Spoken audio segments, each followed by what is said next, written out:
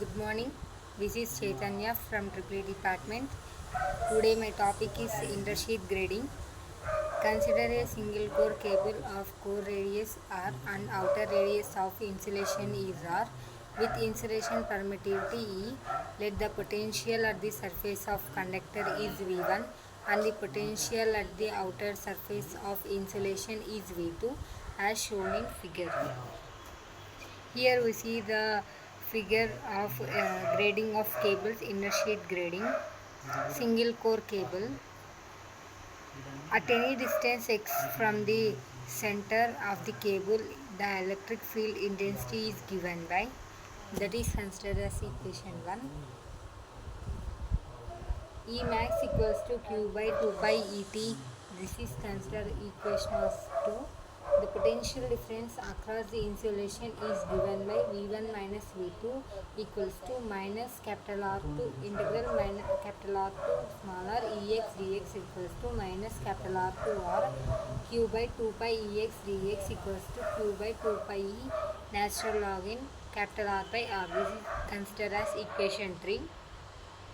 From equation 2 and 3, E max equals to V1 minus V2 natural log in capital R by R kV by centimeters. From equation 4, it is evident that the maximum stress can be effectively controlled by adjusting the potential difference between 2 points.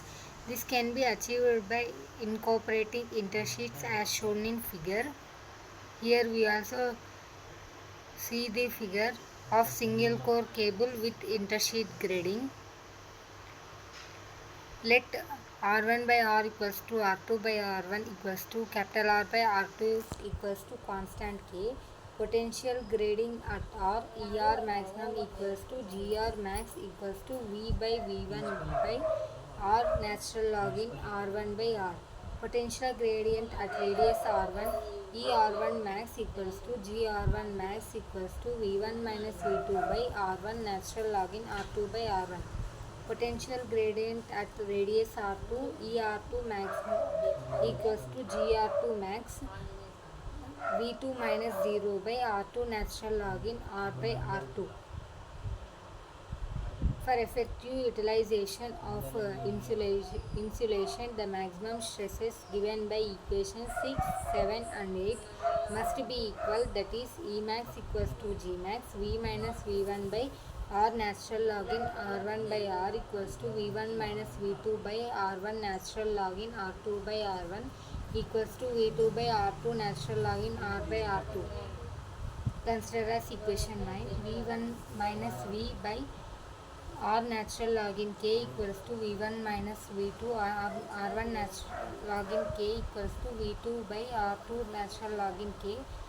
V1 by V equals to V1 minus V2 by R1 equals to V2 by R2.